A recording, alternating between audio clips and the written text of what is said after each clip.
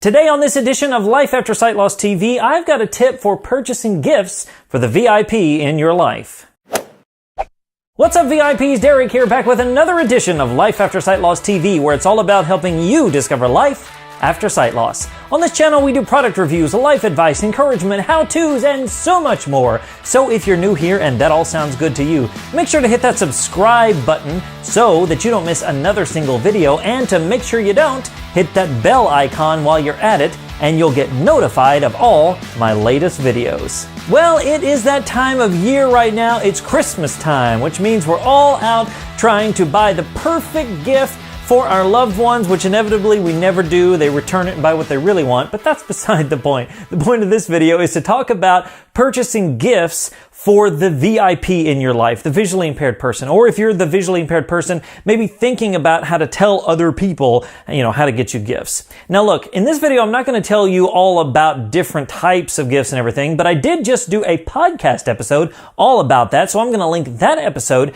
down in the description below so you can check that out. It's episode 40 of my podcast called Life After Sight Loss Radio. And while you're there, you can subscribe to that as well. So the tip I have for you today is very simple. When you're thinking about purchasing a gift for somebody that's visually impaired, I want to encourage you to purchase for the person, not the disability. What do I mean by that? Well, it's pretty simple. Make sure that when you're buying a product or a service or an item or whatever you're going to purchase for the visually impaired person, buy based on that person. What are their likes and dislikes and hobbies and interests and all that sort of thing? What do they like? Because don't just go out and say, well, they're blind. What blind thing can I get them? Because honestly, it might not have anything to do with that person. Let's say, for instance, you found this really cool kitchen gadget and you thought, wow, this is really blind friendly. They can use it for this and it's all about, blindness and that's great. But that person may hate to be in the kitchen. They may never like to cook. They don't even warm up the food from last night's dinner.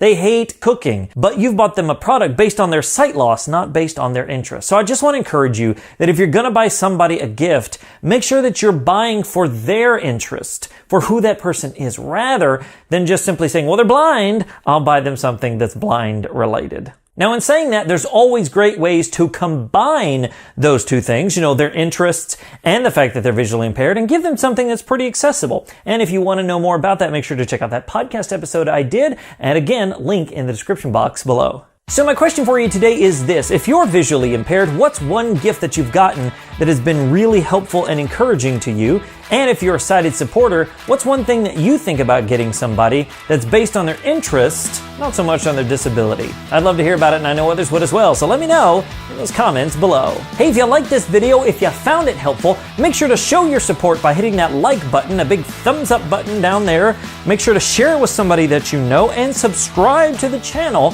so that you don't miss another single video. Thanks so much for watching this edition of Life After Sight Loss TV, and until next time, remember that sight loss isn't the end, it's just the beginning. My name's Derek Daniel from lifeaftersightloss.com, and I'll see you in the next one.